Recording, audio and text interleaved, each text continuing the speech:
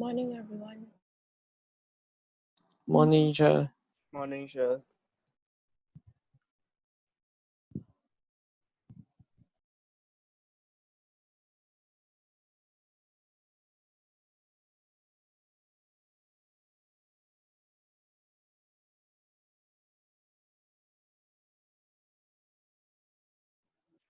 Okay, we'll wait for a couple more minutes, then we'll start.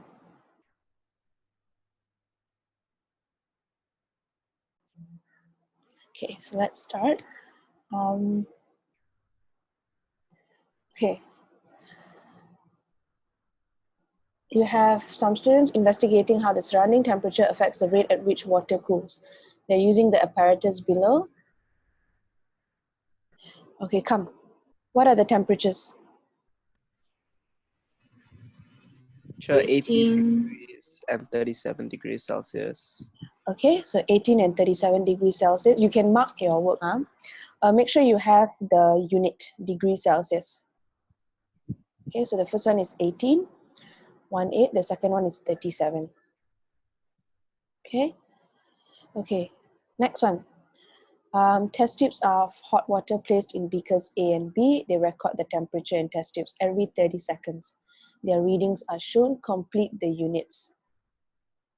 Complete the units and the time column. So units will be degrees Celsius, and then the time will start from 0, and then it goes 30, 60, 90, 120, 150, 180. And time is in seconds, because it says here every 30 seconds. So make sure you have the second unit here, degrees Celsius, degrees Celsius. Okay, describe 2 precautions that you would take before reading the thermometer. So the key word here is before reading the thermometer, to ensure that the temperature readings are as accurate as possible. Okay, come.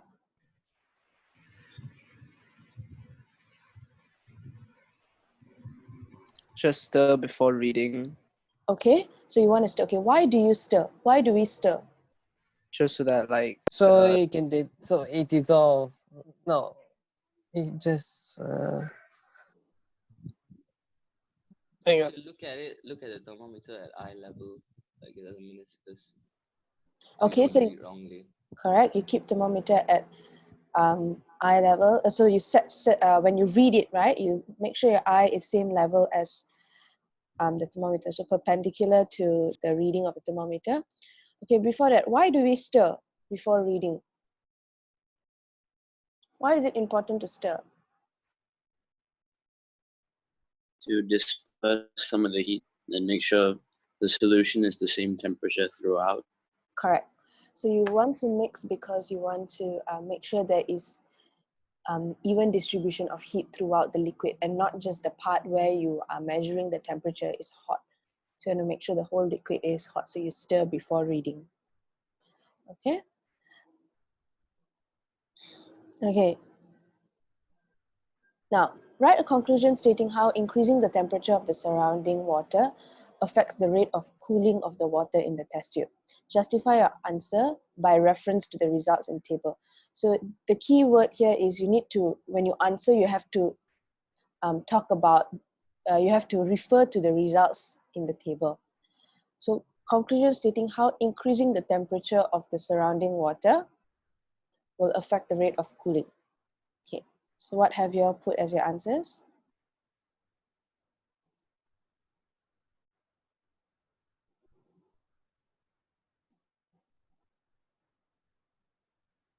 Anyone? What's the conclusion that we can write based on the results that is stated?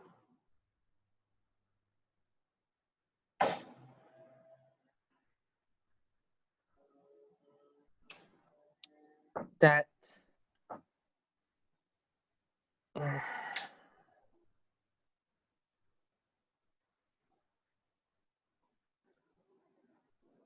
So I have cold water and I have warm water. So it's 2 different temperatures. Colder water is obviously lower in temperature. The warm water is higher in temperature. Okay, and then I put the test tube in.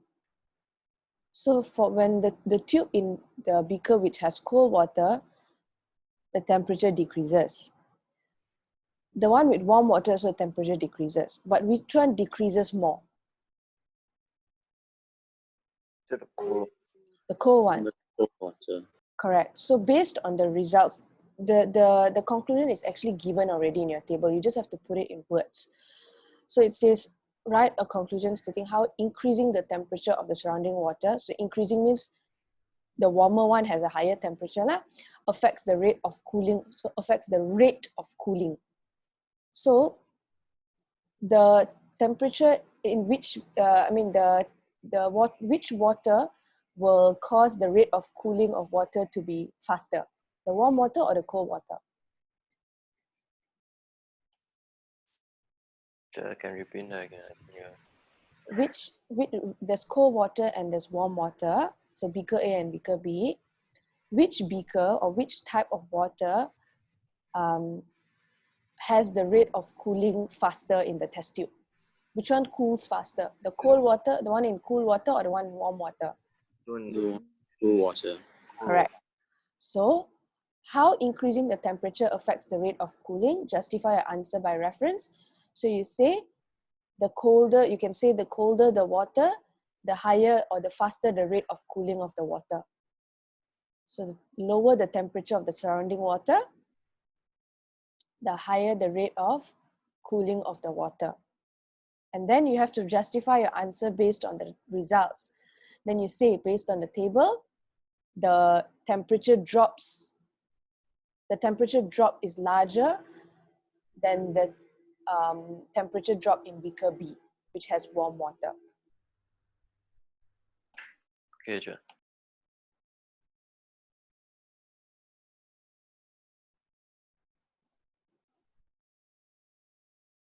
Okay, and you want to, what you want to include in your answer when they have questions like this is you want to include data.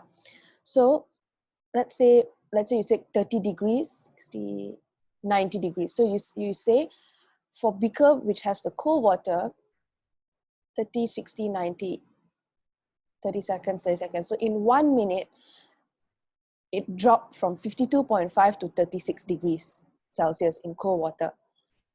But for beaker B, 64.5 to 50.5. So the drop is, when you say the drop is more, so you include the data for a given for a given time. You can choose which data you want to use to prove the point that what you're saying about the rate of cooling is faster is correct. So you want to put data in, because that when you put in data, that makes your conclusion concrete. That is why they say justify your answer by reference to the results. Teacher. Okay, so you want to compare the results.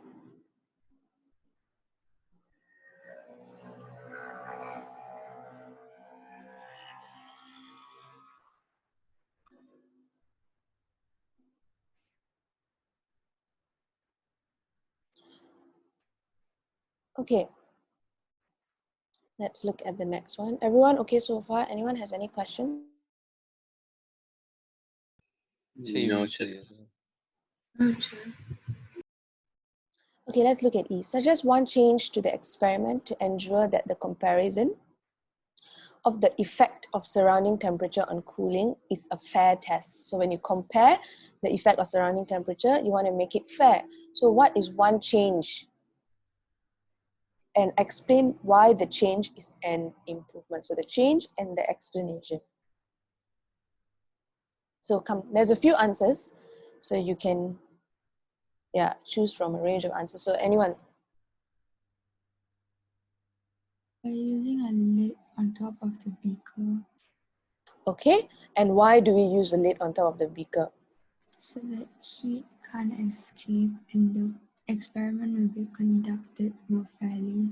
Okay, yeah, so you want to put a lid on top because you don't want the heat to escape. You don't want the surrounding air to affect the cooling as well. Because let's say you take a boiling water, a cup of boiling water. When you place it on the table, after a while it will cool down because the air surrounding it will circulate the heat and it will cool down. So you want to put a lid on the beaker so that you keep the water in the beaker more constant. That means it's not affected by the surrounding air, so you have a fair test. What else?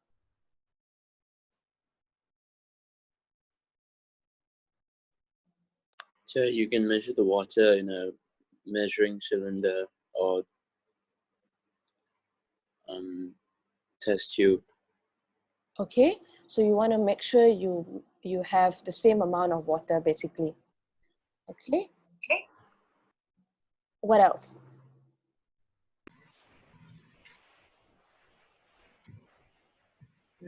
Use the same temperatures too.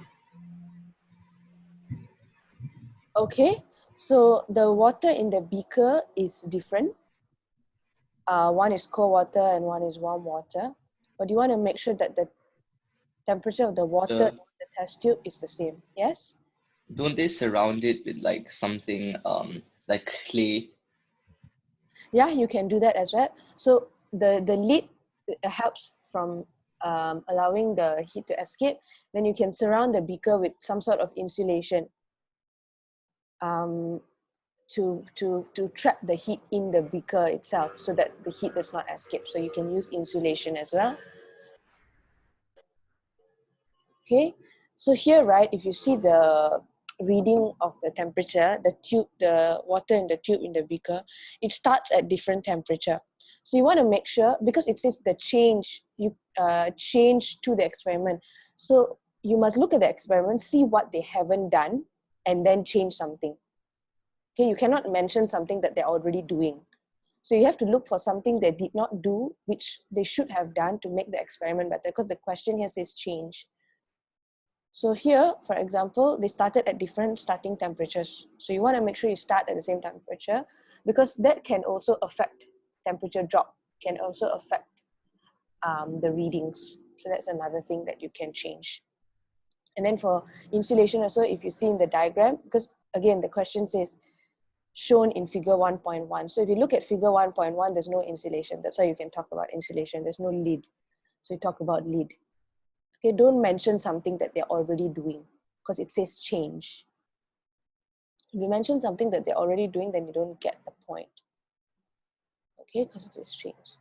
Okay, next, the students use a measuring cylinder to measure 200 cm3 of cold water. Describe briefly how to read a measuring cylinder to obtain an accurate value for the volume of water. You may draw a diagram. So how to obtain accurate volume for the volume of water? Read the reading when eye level is directly straight. Okay, directly straight to the what? Rotate the measuring cylinder. No. Hold the water level. The Yes. meniscus. Yeah, the meniscus. So you want to take a perpendicular reading, making sure your eye level is perpendicular to the meniscus of the water. And the top of the meniscus or the bottom of the meniscus? Bottom. Bottom. Okay, so it's a very easy diagram to draw. So you can draw a diagram, put a water level there, the meniscus, and then put the eye, and then draw a dotted line, and then, yeah, then you explain.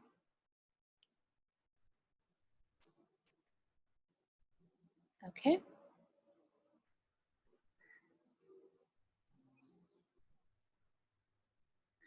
And then another thing with water as well is sometimes when you pour water, especially when you're pouring it from the pipe, from the tap, there's a lot of bubbles. So when you take your reading, you must make sure all the bubbles are gone first, especially at the top part of the layer of the water. Make sure all the bubbles go off first. It doesn't take long because it's just water. Then you make the reading, because when there's still bubbles, there is air trapped there, and that can affect the reading as well. So you want to make sure that all the bubbles are gone before you take your reading. That's another thing when it comes to reading volume of water.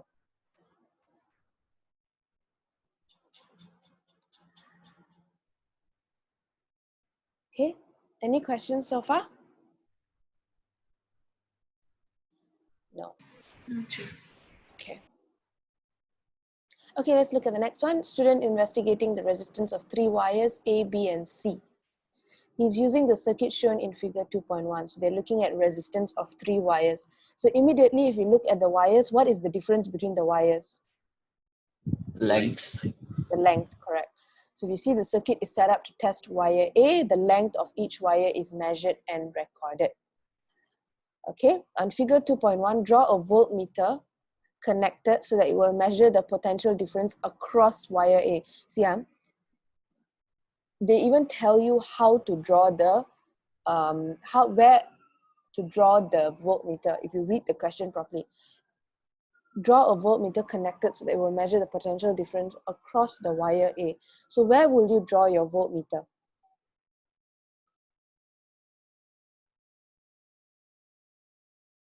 Anyone wants to try? Just somewhere on wire A. Okay, you want to draw? Try drawing. Use the pen and draw.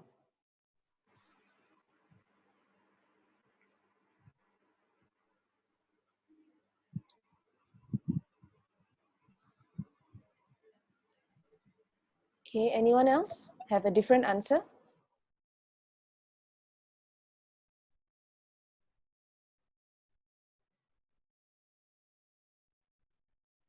Let's see. Okay, CK, how about you? Where you drew your voltmeter?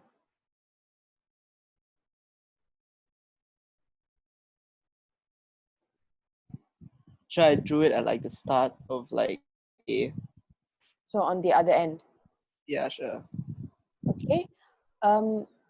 Let's see who else. Kezia, where do you draw your voltmeter?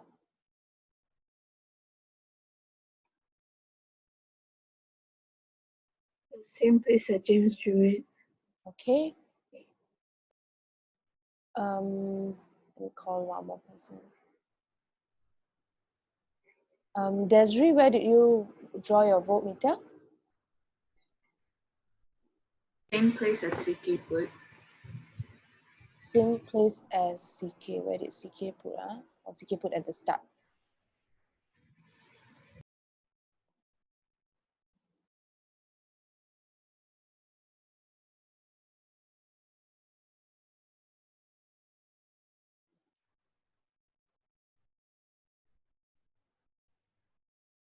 Okay, so it says draw a voltmeter connected so that it will measure the potential difference across wire A. Okay, so now in this case, right? Okay, this is a series or a parallel circuit? Parallel. Parallel circuit. Okay, and it says here measure the potential difference across wire A. Okay, and you must remember that voltmeter is always connected parallel. Okay, so it's a series circuit. Ammeters are connected in series. This is a series circuit. Again, ammeters are connected in series and voltmeter is connected parallelly. All voltmeters, okay, they're always connected parallelly. Why? Because voltmeters measure potential difference and the potential difference across a component of the circuit. So you want to draw your voltmeter like this. Okay.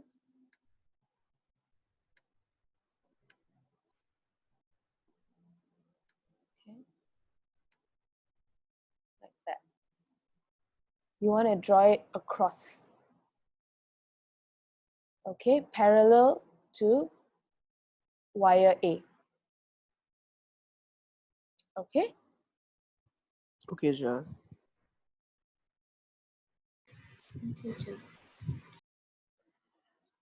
Okay, next. Record the potential difference and the current for wire A as shown in the figure. Okay, so what do you get for the readings? 2.7 volts. Okay. And the other one? 0.48 amp. Correct. 2.7 volts and 0.48 amps. Okay, you don't have to write the unit in this case because it's already up in the table. Okay, next, student connects the crocodile clips to wire B and then C. His readings of potential difference and current are shown. calculate and record the resistance. Use the equation. So I've given you the equation. What are your readings? The first one, 5.625. 5.605, is it? 625. 625, okay. The second one, 3.2. okay. The third one, 2.588. okay. So you want to bring it up to about 2 decimal places. Okay. If you write down your readings, make sure it's the same decimal place. You see for the length, they write in 3 decimal, all also in 3 decimal. For voltmeter, 1 decimal. For this one, 2 decimal. So for example, the second one for B, you get 3.2, you must write 3.20 because 2 decimal places. So the first one, 5.625, you can round it up to 5.63.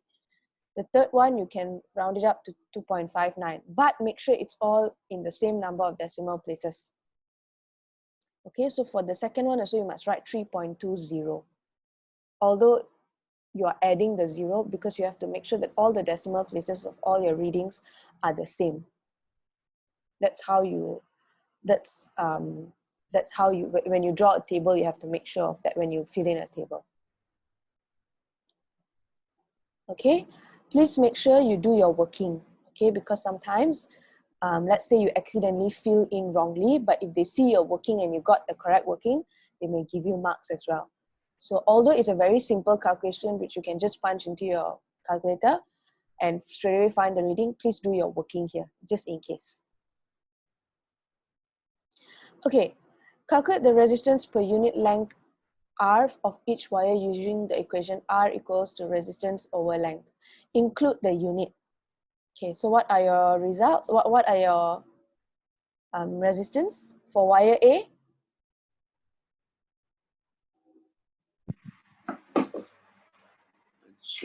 Minus 6.26. Okay, make sure you have ohm per meter there. Okay, next one. 6.40 Okay, and 6.48. yep, correct. So 6.26, 6.40, and 6.48. Okay, your unit is, because you have, this is ohm and this is meter. So your units will be ohm per meter. Okay, so make sure you have your units.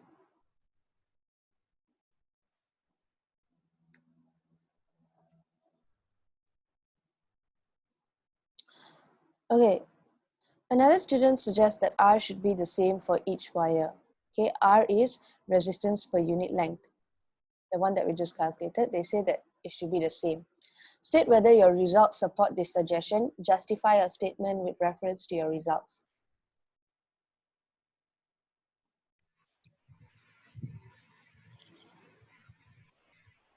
Okay, who wants to try?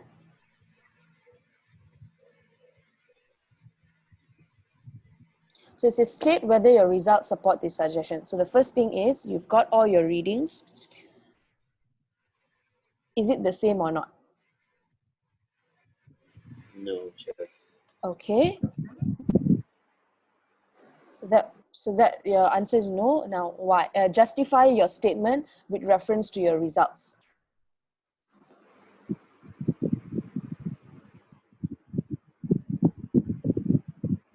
Okay, there's no facts here. There's no like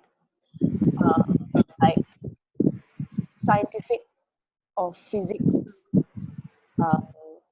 facts that you need to include. You just have to look at your results and justify your statement. So it's basically just you look at the readings and then you're basically just talking about it. So if you look at your readings, I have negative 6.26, 6.40 and 6.48, which is way off. One is even a negative. Okay, and the student says that it should be the same. So in this case, you see that it is not the same.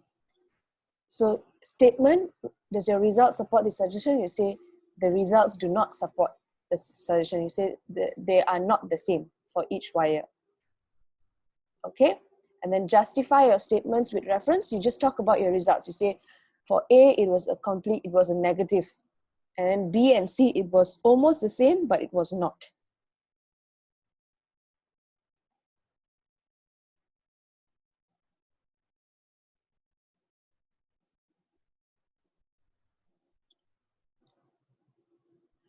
Okay.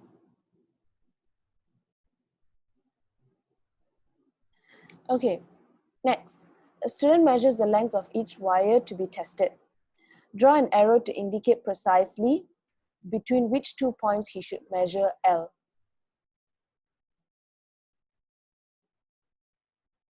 Draw an arrow to indicate precisely between which 2 points he should measure L. So let's say I have the circuit like this, which one will I take as my length of wire?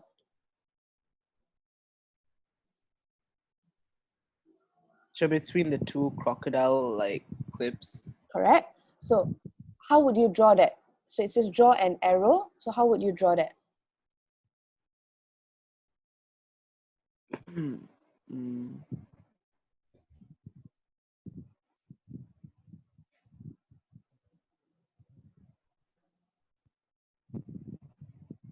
Can you draw on my screen? sure. Do you know how to draw on my screen?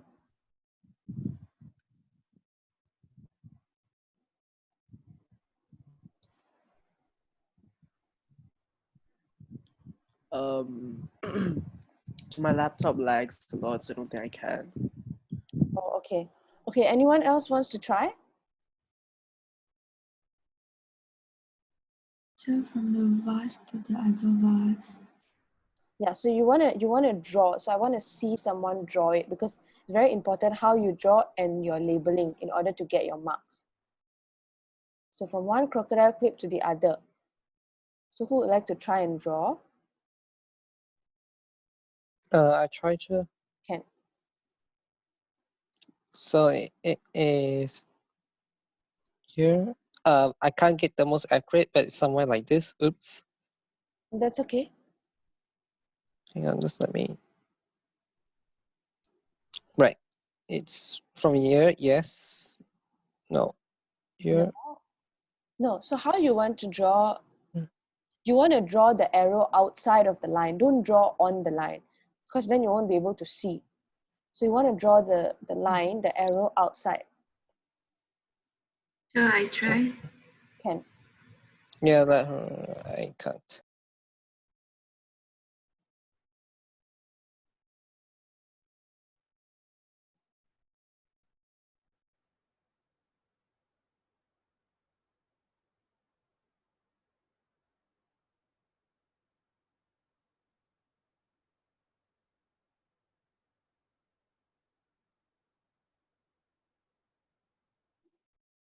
Desiree, you wanted to try?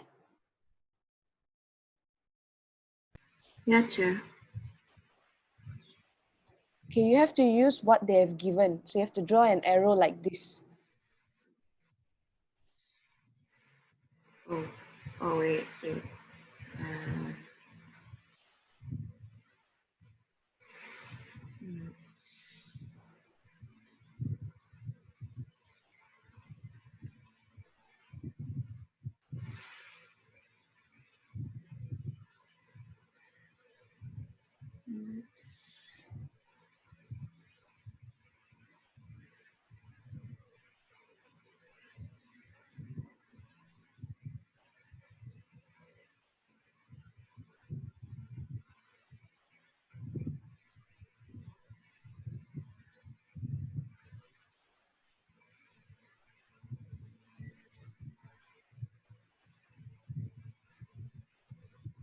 Okay, and then you want to label it L.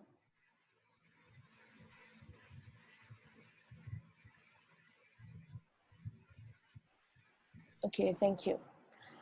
And also I would suggest you to draw it down just because it's nearer to the wire. But yeah, that's essentially how you do it. You draw a straight line, make sure you use a ruler. Okay, you can even do this. So you draw a straight line. Okay, Then you put the arrow here. You can even put dotted lines like that. Okay, but make sure you use the type of arrow that they give. Okay, don't go and draw dotted line arrow and all. If they give you this, you use this, and then you label it. You must label. Okay. Okay, let's move on.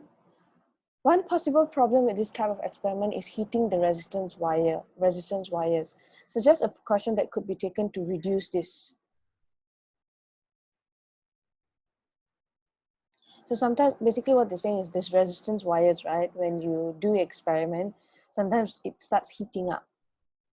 Okay, so what is one precaution that could be taken to reduce this? To reduce like current. Yeah, so you want to reduce the current. Because the thing is, right, even if you use a smaller current, it doesn't matter, because what you want to look at is whether when you increase the length of the wire, will there be a change in resistance, which you will definitely see because the wires are different length. It's just that your current here will be smaller, which is fine. You will still be able to see a difference. So you want to use a lower voltage, a lower current. Okay. Okay. Next. Some students investigating magnification produced by a converging lens, they're using the apparatus shown. Okay. I have the lens, I have the illuminated triangle. A student sets the distance u between the triangle and the lens, between the triangle and the lens to be 20 cm. She moves the screen, okay, the screen is on the other end, until a sharp image of the triangle is seen. The student measures the height of the illuminated triangle is 1.5 cm. Okay, so this is the height here. Measure and record in table 3.1 the height of the image of this triangle. So what do you get? What do you get? 4.4. Any other answers? 4.5. 4.5, okay. Okay, so it should be 4.5 cm. Okay, and then next one. The student measures the height of the image for U values of 25, 35, 45, and 55. So it started at 20, and then you have 25, 35, 45, 55. Her results are shown. So these are the results here. For each value of U, calculate and record the table 3.1 value for magnification M. Use the equation M equals to HI over HO, image over object, and the value of HO from A. So for 20, for HO is 1.5, that is your 1.5. For H1 is changing. So you divide each of this by 20. So you should get M, I'll read out the values here. You should get 3, 1.5, 1.50, 0.73, 0.50, and 0.37.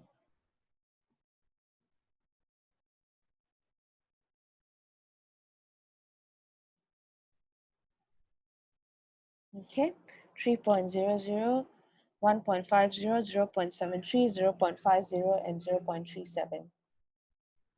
Again, make sure your decimals are the same for each of your value. Make sure it's all standardized. If 3 decimal places means 3. If 2 decimal places means 2. But it must be uniform. So is 4.4 wrong? 4.4.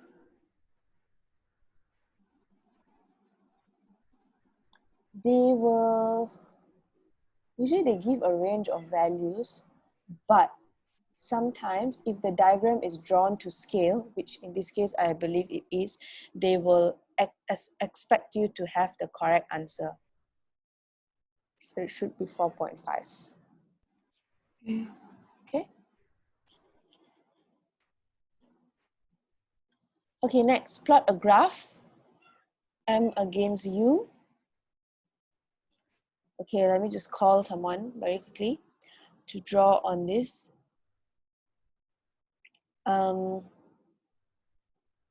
Edmund, draw the graph based on the readings. You can draw on my screen. So which reading?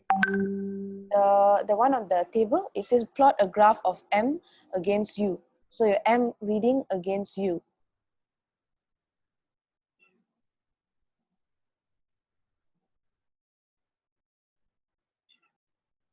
Okay. Come, draw. I didn't do. Why you didn't do?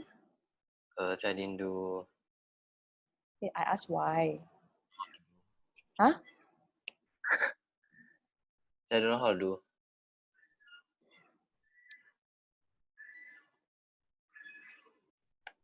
Okay. Mushika, you want to try? Okay.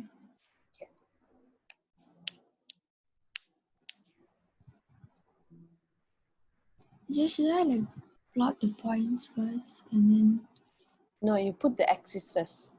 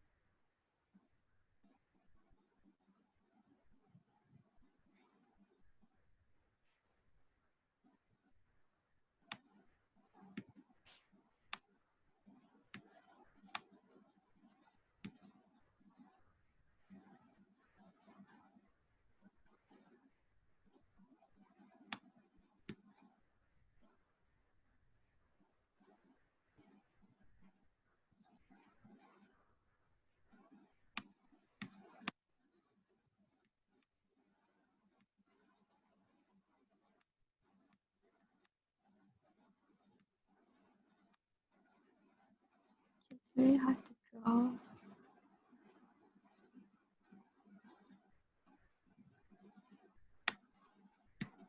It's okay, just do what you can. Don't worry about how it looks.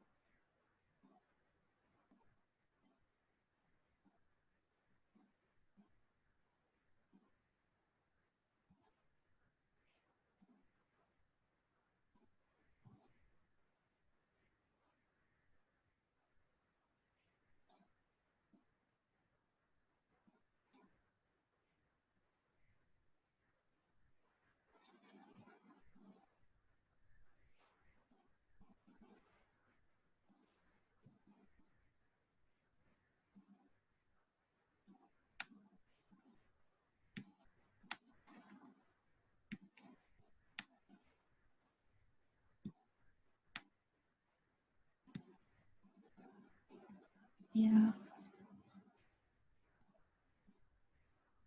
Okay, good job. Okay, let's just check. So I have U at the bottom. So you must make sure you have your units. Okay, magnification, okay, no unit.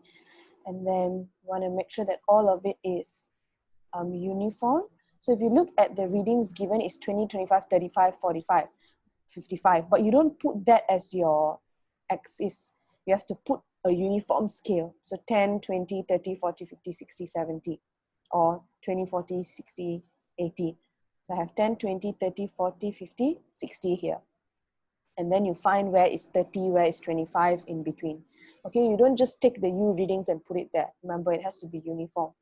And then you just plot your points according to the reading, the corresponding readings. You just plot the points lah. Okay, and then you draw the graph. Okay, even with the magnification also, you put uniform scale and then you plot your points. Okay, good job, Moshika. Okay, let's continue. Make sure you have all your points. Make sure it is a smooth curve. This one, you have to draw, your curve has to be smoother. So when you draw a graph, it's not about just joining the lines. You have to make it smooth. Make sure your graph is smooth. Unless if it's a linear graph, then you use a straight line lah. So like that. Yes, but make sure you join all the points. Yeah. So they say that when you draw graphs, you want to draw the whole graph without lifting your pencil. That's how you draw draw a nice graph. So the correct graphs, you draw it in such a way where you draw the whole graph, the curve, without lifting your pen. Just like how when you draw a straight line, right, you put the ruler there and then you just go one stretch and then done. Graphs, you have to draw like that.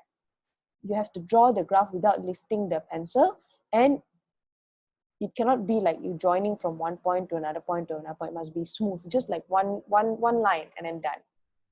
It cannot be jagged. The line cannot be zigzag, or must be smooth. So you must practice drawing. Okay, let's move on to the next one. From your graph, determine the value of U when M is 1.0. So when M is 1.0, show clearly on your graph. So just now, I shouldn't have erased it. So you look for 1.0, I think 1.0 was here, and then you hit the graph and then see where does it, what is the U. So what do you all get?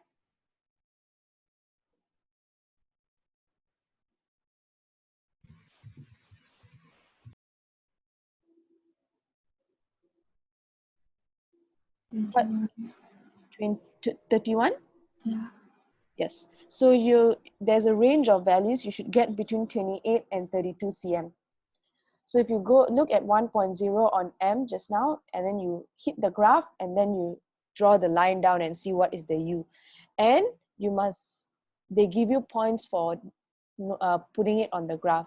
So you must make sure you draw, let's say this was 1.0 just now. You draw dotted lines, make sure you hit the graph. Let's say it hit here. So the graph was going down like that lah. And then you go down.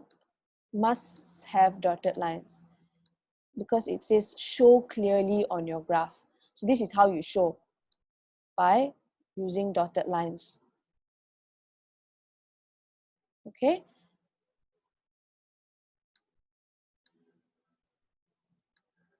Okay, next. So any value between 28 to 32 is acceptable. Okay, describe one difficulty that might be experienced in measuring the height of the image in this experiment and suggest one improvement. So what would be a difficulty?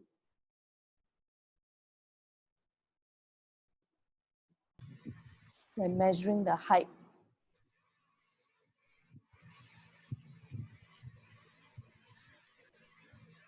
So imagine here, okay, and then you want to measure this distance here. What would be a difficulty?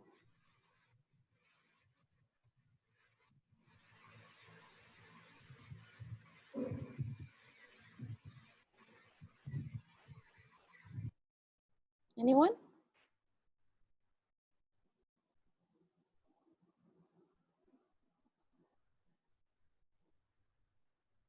Sorry, height of image. Height of image in the experiment. So height of image is formed on the screen. So the image is here. Yeah. So let's say I have an image here, formed here on the screen. So you want to measure it, so you measure it with a ruler. So what is the difficulty there? So it will appear in front of your ruler. Okay, yeah, so when you're trying to measure here and you put your hand there and then your ruler, and then it will be in the way of the image. So let's say you have an image and after that you try to take the ruler and put, and then the ruler, the image will be forming, let's say on your hand. Then how are you going to measure? So that's one difficulty. Your hand or the ruler may get in the way of the image. So what is an improvement that can be done to avoid that or to minimize that? So difficulty is your hand or the ruler gets in the way of the image. So what is an improvement?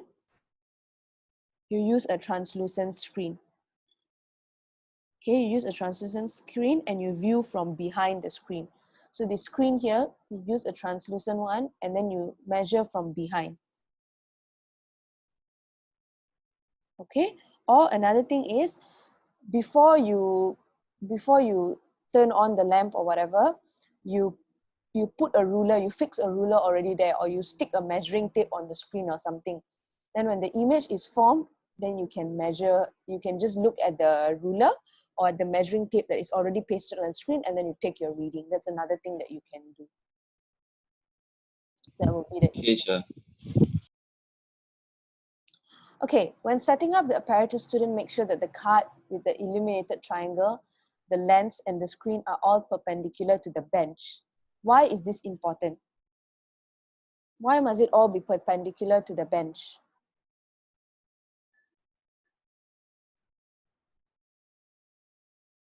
So all these must be perpendicular. Why?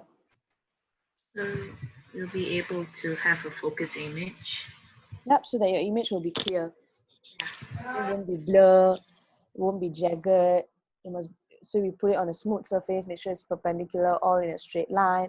So why you do that? So that you get a clear image. Okay, it's not blur. Your image is sharp.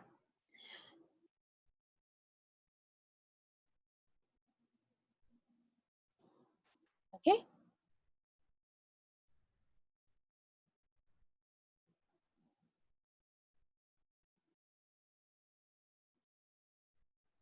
Okay.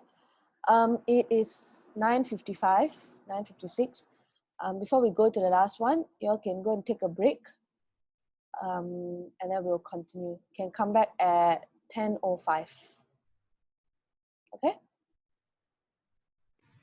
Okay, Chair.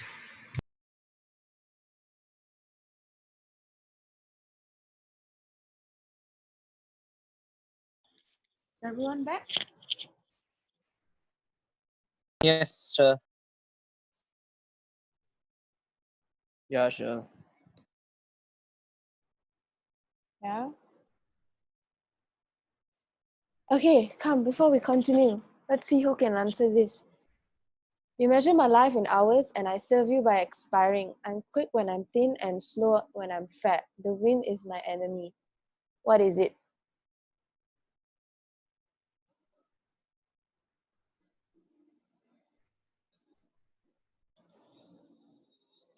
Can you all see my slide, by the way?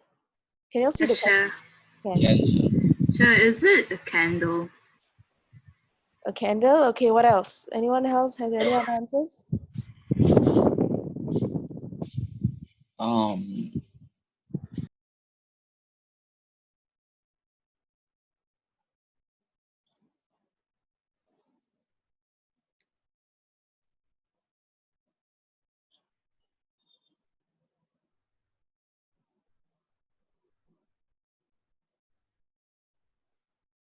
No? Okay. Yes, it's a candle. nice. Next one. I have cities but no houses. I have mountains but no trees. I have water but no fish. What am I?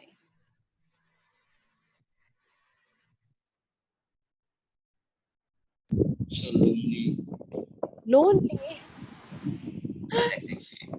No.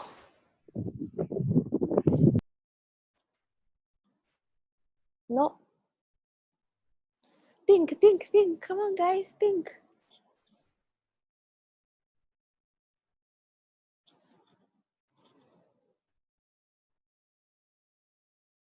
Um,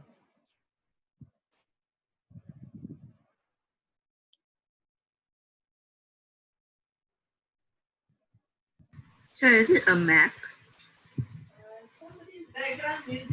Sorry, who was that?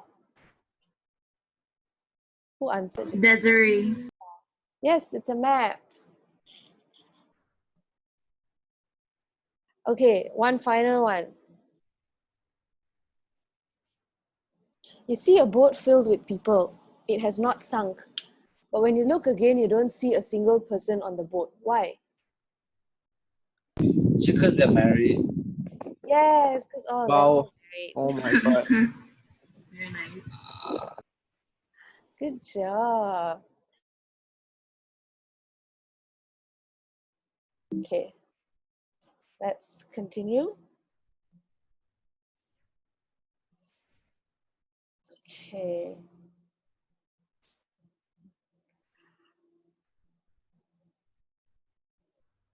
Okay, can you all see the paper?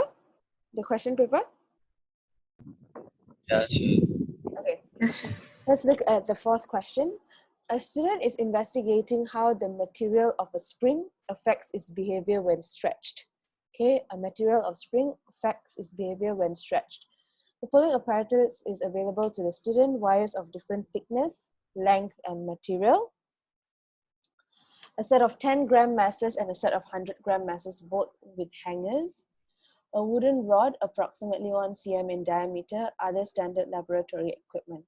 Plan an experiment which will enable you to test the extension of spring. Okay, so you want to highlight the keywords here. Extension of spring made from different types of wire. Okay, we have extension of spring made from different types. So that's basically what you want to test. Okay, in your plan, you include instructions to make a spring from the wire that is provided, what you will measure, instructions for carrying out the experiment, variables will keep the same, precaution to be taken, how you will present your results. You can draw a diagram if it helps you explain. Okay, who wants to try?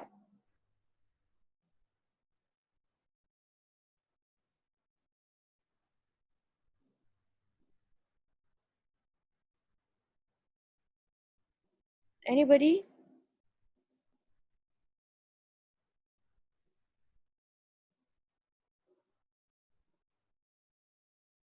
No?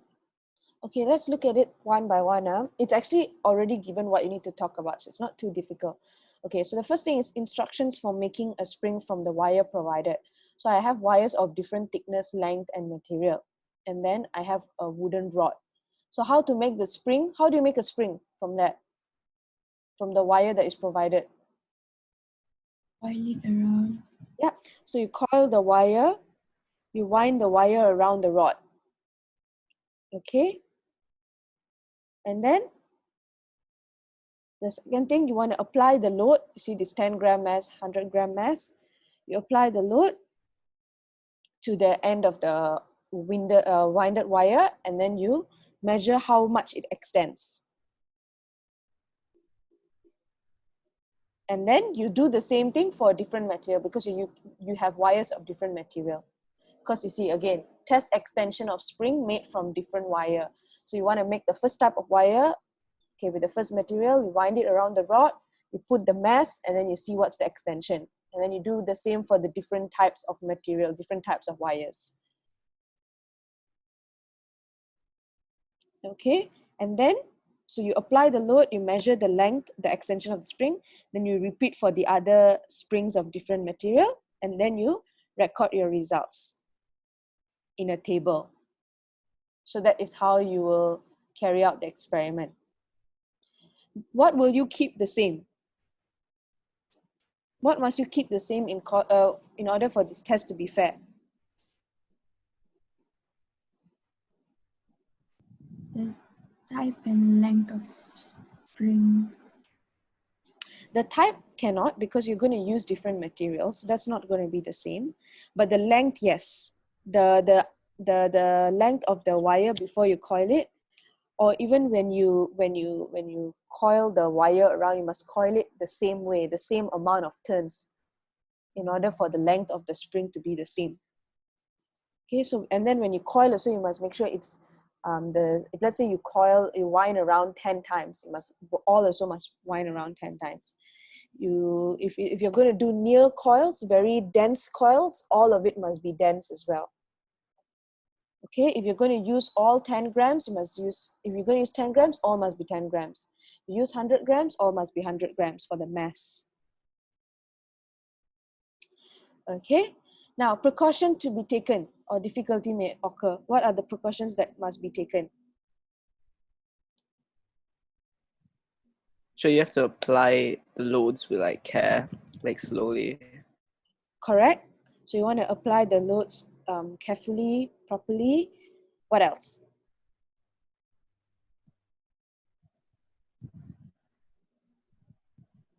And then like repeat the experiment Correct. like 3 times. Yes. So one thing you have to do whenever you do a scientific experiment is you have to repeat the experiment, get the average results. Okay. So you have to one precaution that is very universal. You can use it for any experiment. Is that the answer is you repeat the experiment and then you take an average of the readings. How will you present your results? Okay, you can put it in a graph, you can put it in a table, and yeah, that's pretty much it. So you want to make sure you answer every single element that is asked, because it says you must include these things. Okay, so if you were to draw a diagram, you can draw like this. Let's say you want to show a diagram. You can draw that. Let's say I have a clamp.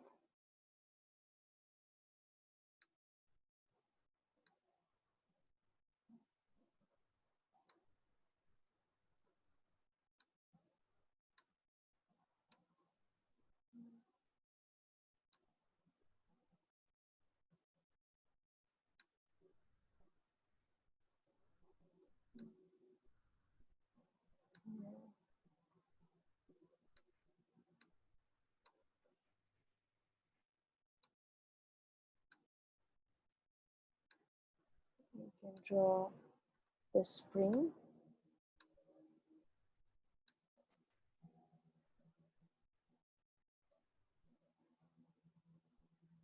And you can put the load here. When you draw a diagram, please remember to label, okay, spring, load, and then when it extends, this is my length. You have to explain all that, okay? And then what is this? You have to label it. Okay, any questions so far? No, Yeah, sure.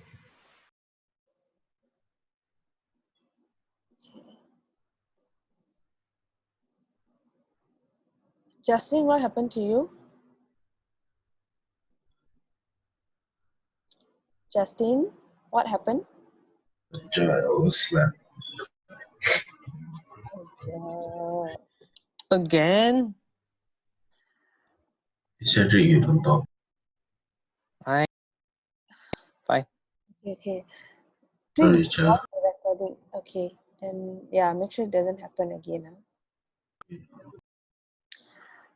Okay, let's look at, so that is paper 6. Okay, let's look at paper 2. Okay, paper 2 of the same March 2017. Yeah, so I posted So I actually posted the wrong answers, but yesterday I posted the correct ones. Have you all marked your work? Yeah, sure. Yeah? Okay. So anyone have any questions on, like, let's say some of your answers were not correct, or you don't know why the answer is that? Anyone? Number 2. Number 2, okay. 4 balls with different masses are dropped from the heights shown. 4, 3, 2, 1, and 1, 2, 3, 4. Different heights and different mass. Okay. Air resistance may be ignored, so we're not taking into consideration air resistance. Which statement about the ball is correct? Ball P has the greatest acceleration. Where is ball P? Here. Q and R takes the same time to fall. The acceleration of ball R is half the acceleration of ball P, and ball S has the greatest average speed.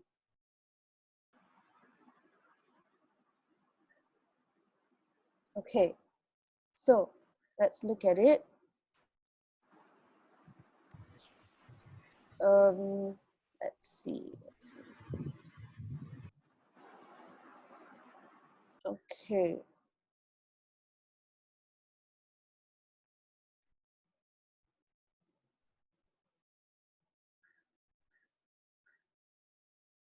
Okay, let's look at ball P. Now ball P has we look at it one by one, like each statement. Ball P has the greatest acceleration, true or false?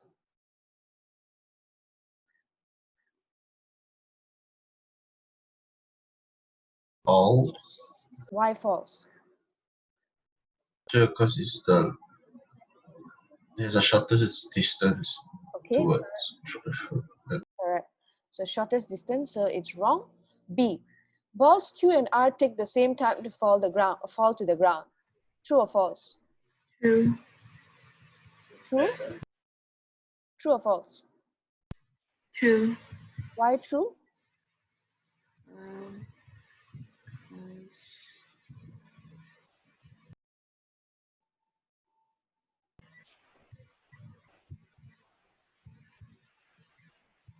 because Q is lighter, but the distance is further, but P is heavier and the distance is short. So how do you? Can I go to the toilet? Yes, can. Thank you. So how do you decide if it will take the same time to fall?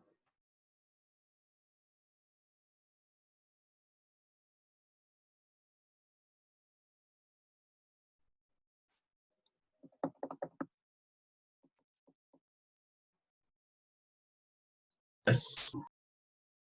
Sorry?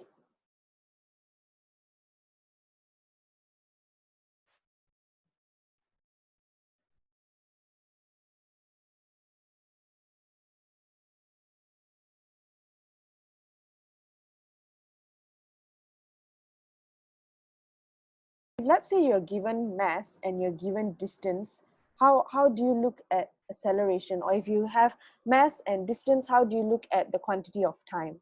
Like how do you compare those things?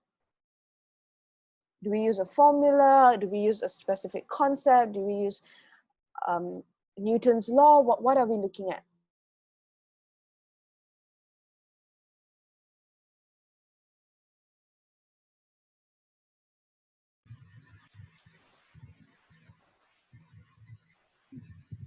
looking at the acceleration, Sorry?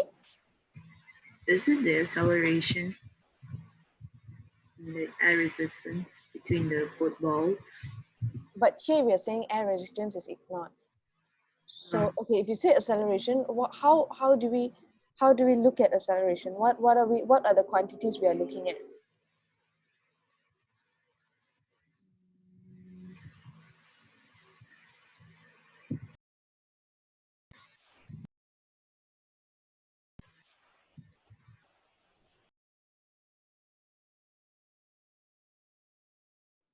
Anyone?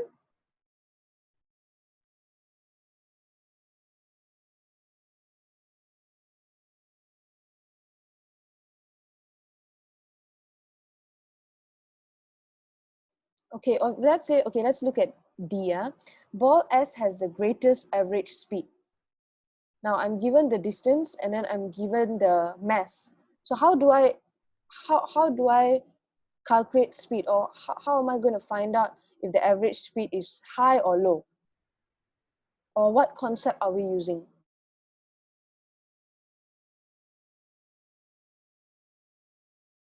Calculate. How to calculate? What are we calculating?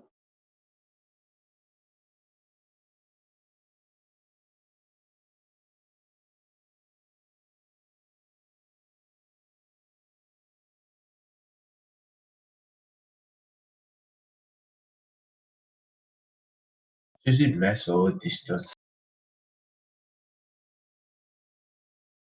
Mass over distance gives me what? Is it speed? And what concept are you using? When you take mass divide the distance. I don't understand.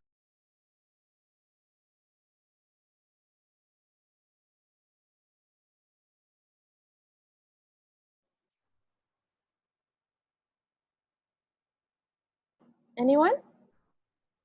How do you all, okay, what answers did you all get, or how did you all come up with a conclusion to this answer? Or to whatever answer that you all got? I put B. Okay, and why did you put B or D? Boy or donkey? Boy. Okay, why did you put boy? What is your justification to that? So I simply said because I got 3 and 2 and then like 3 and 2. I put D Okay, why did you put D? because the ball is for S is higher than the rest of them. So technically it gains more speed as it drops. So yeah. Sorry, can you repeat that again, please? Because balls S falls faster than fall fast. Let's just say, fall faster than the rest. Okay. So, Yeah, okay, so that's another one. Anyone else?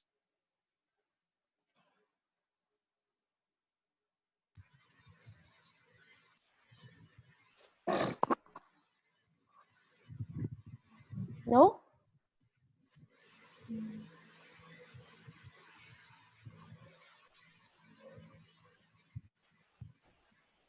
Okay, so now let's see. Okay, so one justification is 3 and 2, and then you have 2 and 3. So B. And then Cedric says 1 kg is the lightest, and then it can drop very fast. So ball S has the greatest average speed. Okay, and then let's look at C. The acceleration of ball R is half the acceleration of ball P. So acceleration of ball R, this is 2, this is 4 kg. And this is 3 meter, this is 1 meter. So 2 is half of 4. So it says the acceleration of ball R is half the acceleration of ball P. So that also can be correct. So how? How do we decide?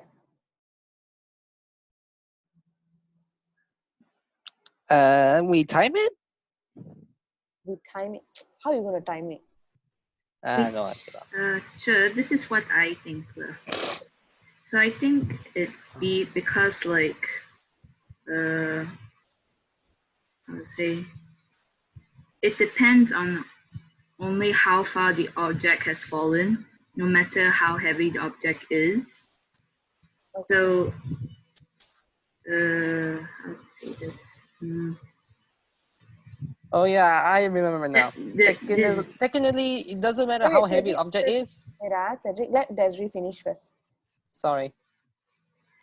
that means like the two objects will reach the ground at the same time if they dropped from the same height. So Okay. this one follows the law of conservation of energy. Okay. Which means? And So continue. Law of conservation of energy. So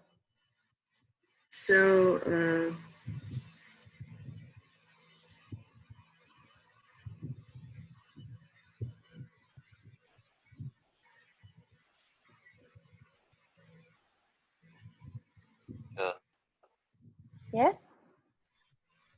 The ball already. Oh, okay, can.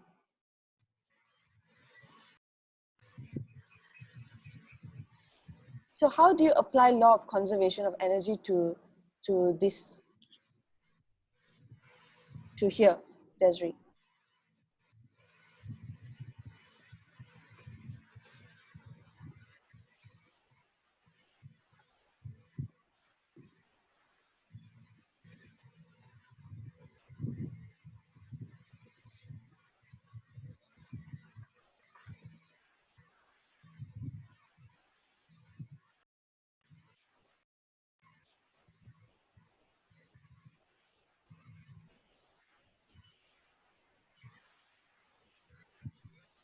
Okay, have you all looked at the, oh, okay, her mic is not working. Have you all looked at the formula last year? Did you all look at mgh equals to half mv square? Did you all look at that? Did you all look at that formula? Anyone can remember? You all looked at it last year? No. No. mgh equals to half mv square? mgh equals half mv square. mv squared. Did you all look at it? Is that the mg kinetic equals energy formula? Yep, and then equating it to when a ball drops at a certain height. Did you all look at that? I can't remember. No, I can't remember. Okay, then maybe I have to teach you all on that. But that might take a while. Okay, I'm gonna note this down because you all will have to know this. I will teach you all next week because it might take a bit of time to teach. Okay, then we will come back to this question because you all need to know this concept. Okay, then we will discuss this question again. Okay, we go on to the next one. Anyone else have any other questions on any on this paper?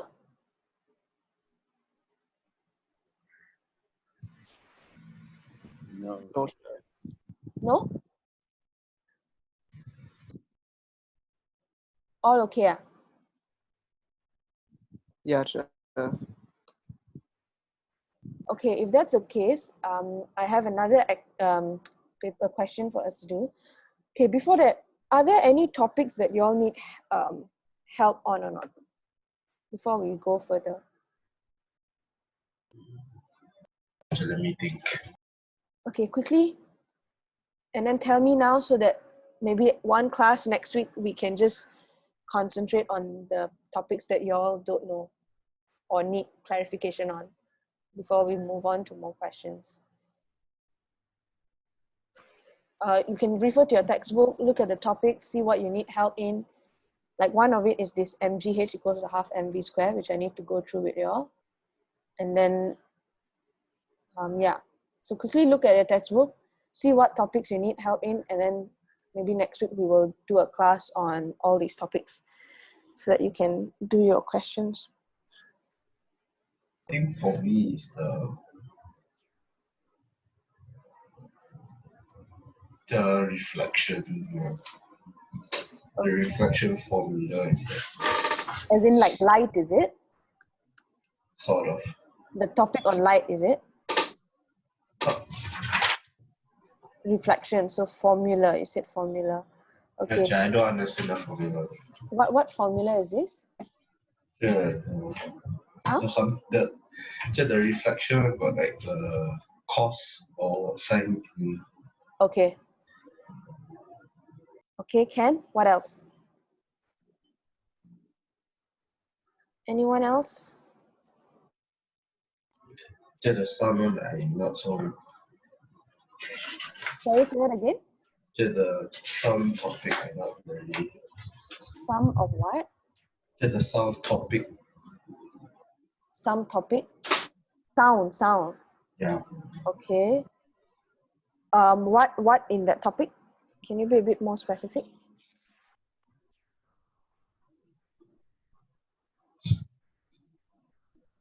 Actually, I'm not sure. Never mind, tell me. Let me look at the chapter. Sound. Speed of sound, or the amplitude and stuff like that, or what specifically? You have to be a bit more specific about it. Okay, this one was some like the formula with it. I'm very confused with the formula. For sound? Yeah. Okay. Okay. Some more? Anyone else? Or anything else? Teacher, the momentum before and after thingy. Conservation of momentum. Okay. Like the collision and everything. Is it that one? The one like before and after, then you have to calculate something. Okay. Explosion and collision. Okay. What else? Anyone else?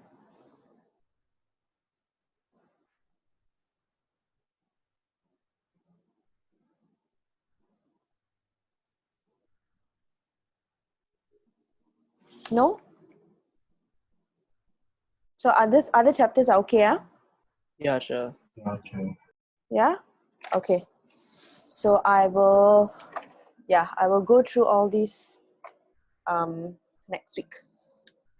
So for this paper, no one else have any questions? Okay. No, sure. Okay, there's one more calculation of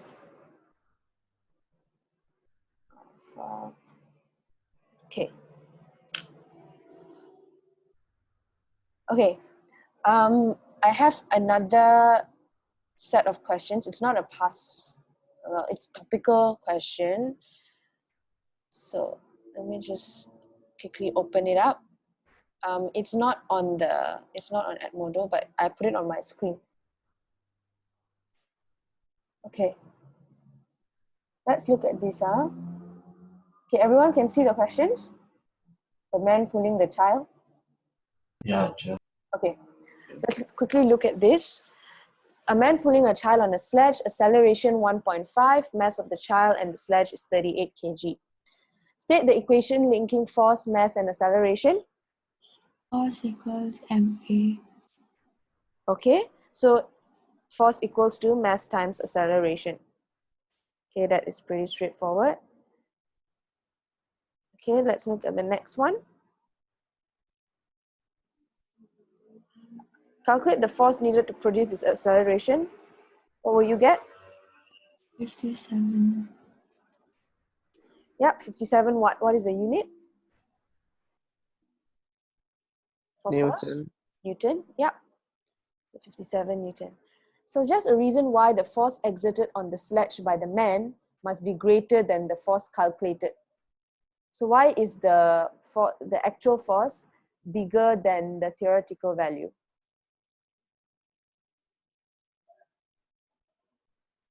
Why? So you calculate 57, but in real life, there is greater force needed to be exerted. Why? So maybe like going up a hill or something. Okay, so it could be the ground is not level, so it might be going up a hill, so need more force. What else? friction. Correct, friction between the ground and the sledge. Okay, and then there's air resistance. So all these things. When you are calculating a value, you don't take into consideration the other, air resistance or drag or stuff like that. You just take mass and acceleration.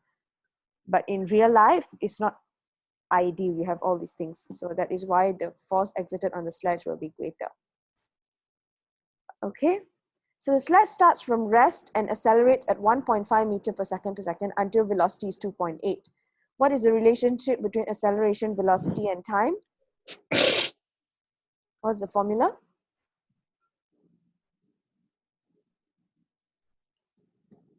That connects acceleration, velocity, and time. V minus U over T. Okay, so acceleration is equals to V minus U over T, which is change in velocity over time taken. Just give me a moment, yeah, I'll be back.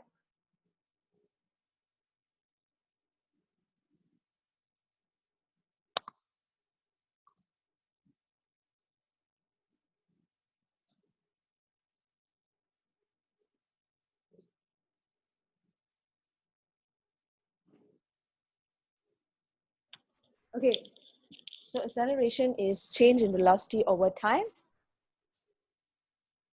Okay, next one. What is the time taken to reach 2.8 meter per second in about, show that the time taken is 2 seconds. So how do Can I you, go toilet? okay. How do you show? So you just use the formula that you stated above lah. So time taken is change in velocity, no, acceleration is velocity over time. So time will be change in velocity over acceleration. So my change in velocity is 2.8 and my acceleration is 1.5. So 2.8 divide 1.5, you should get about 1.9. So you just show lah. Okay, you won't get exactly 2, but that's okay because the question says about 2 seconds. Everyone okay so far? Following? Anyone confused? No, sure. No, sure. Okay.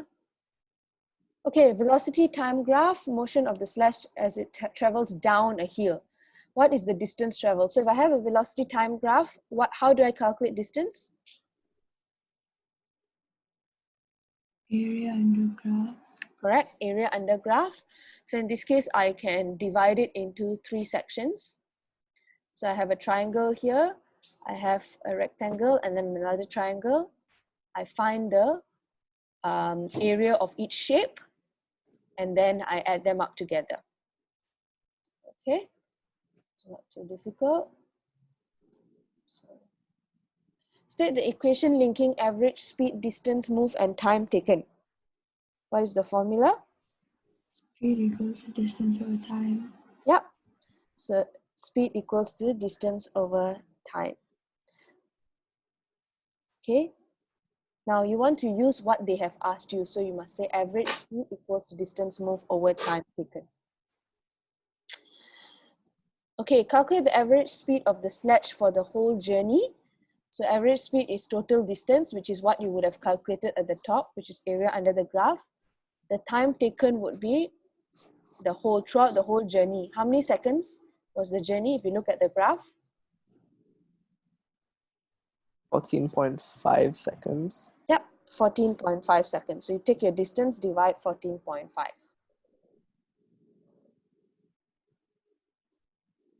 Okay, because it's in the middle. Yeah, this is 14, this is 15. Oh, sorry, this is 15. 15 is here, so 14.5. Okay.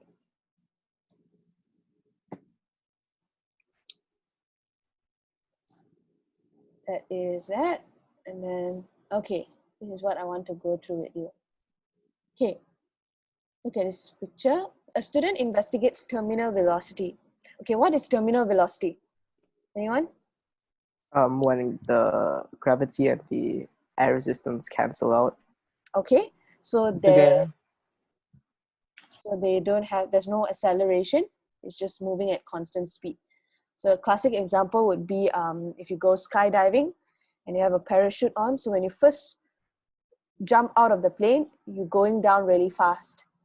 So you're accelerating very quickly. And then the moment you open the parachute, you are accelerating upwards. So just now downwards, now you're moving upwards really quickly as well. And then after a certain time, you will move really slowly in the air because all the forces around you are balanced. So that's when you say that you have reached terminal velocity. Okay, so she uses a tall glass tube filled with oil. She drops a metal ball into the tube. The ball falls through the oil. Use ideas about forces to explain how a falling object can reach a terminal velocity. So it says uses ideas from about forces, talking about how a falling object can reach a terminal velocity. 5 marks. So what would you mention?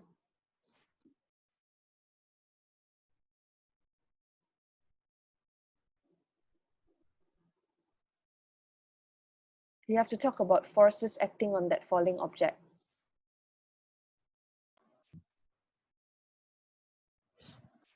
So what will you say?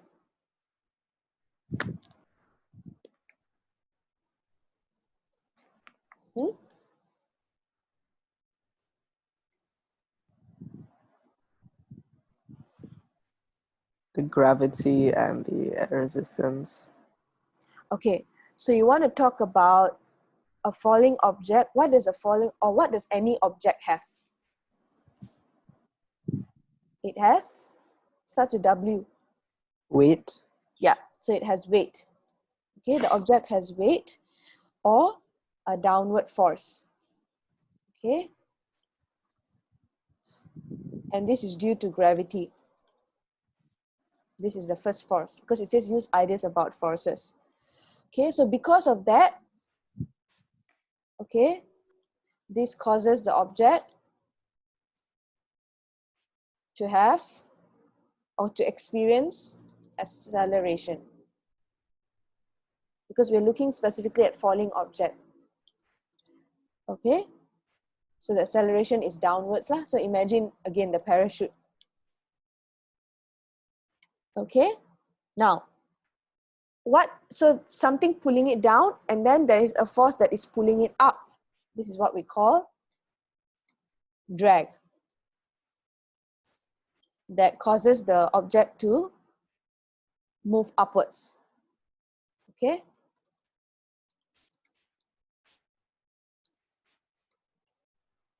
Okay, this is opposite to the gravity, opposite to gravity. Okay, now, eventually, so here the 1, 2, and 3, the forces are unbalanced, but eventually, drag will equal to weight. Okay, forces are balanced.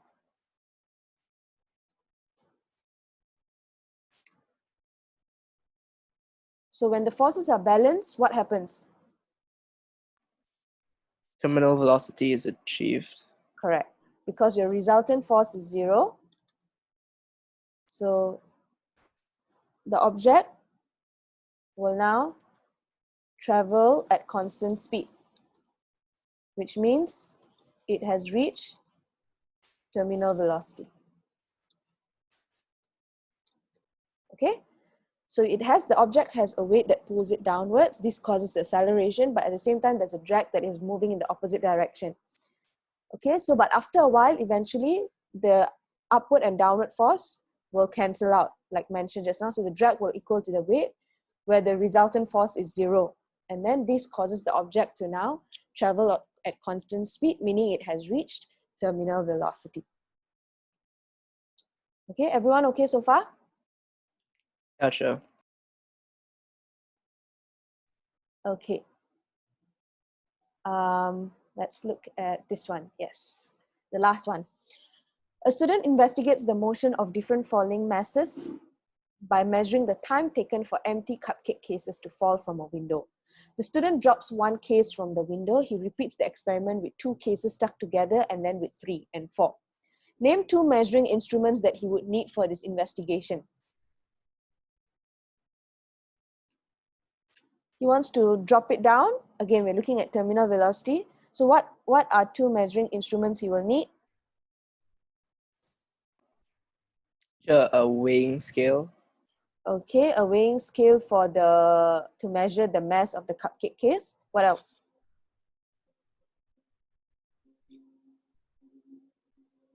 Measuring time. So what do you need for measuring time? Stopwatch. Yeah, stopwatch, stop clock. And then it's falling from a window. So he must make sure the height of drop is the same. So he will need some sort of measuring tape or ruler. Okay, so what are the dependent and independent variables? Look at independent first. Independent means what is the manipulated variable. What is being changed? So The what is mass of the yes? yeah. Correct. The mass of the cupcake case. What is the dependent one? What are we measuring?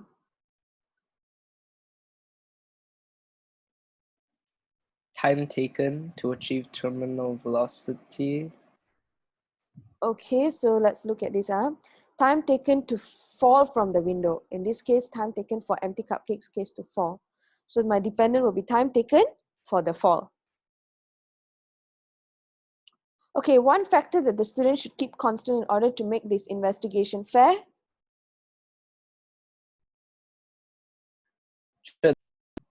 Sure, the height. Okay, the height of the drop must start from the same height for all the cases. What else? The mass of the cupcake thingy. The mass is going to be independent, different, because you're going to start with 1 and then 2 and then 3. But you can say the mass of each. So you must use the same type basically of cupcake case. Use the same type throughout. Okay? And then you must also make sure that the wind condition is the same. Let's say if it's too windy for one of the cupcake liners, but then the other one, there's no wind, so cannot. So you have to make sure that there's no wind. Okay, make sure the weather condition is the same. Okay, so draws the table to record his results. What will the headings be?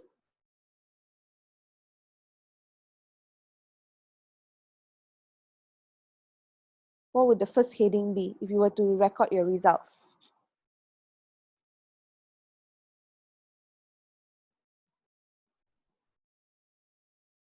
What do you put in your table?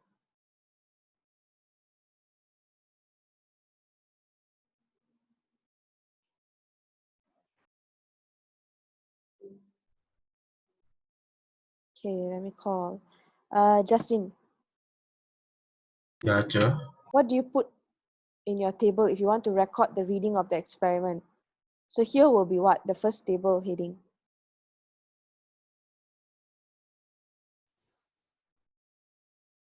Oh no, Cher, just came back from the toilet. I'm having stomachache.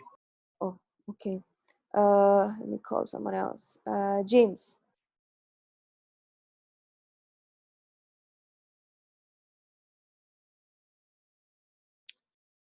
Okay. Kezia.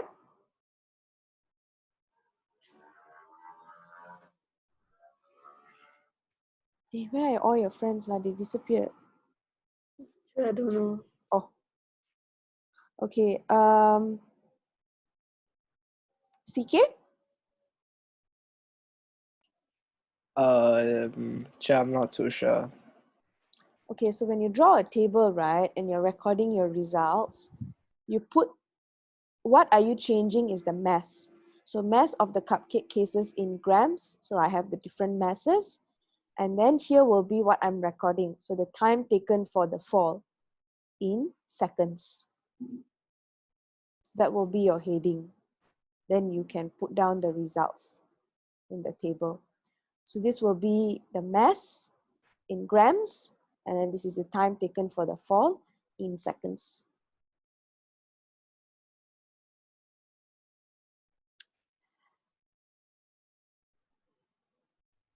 Okay, one way the student can improve his investigation.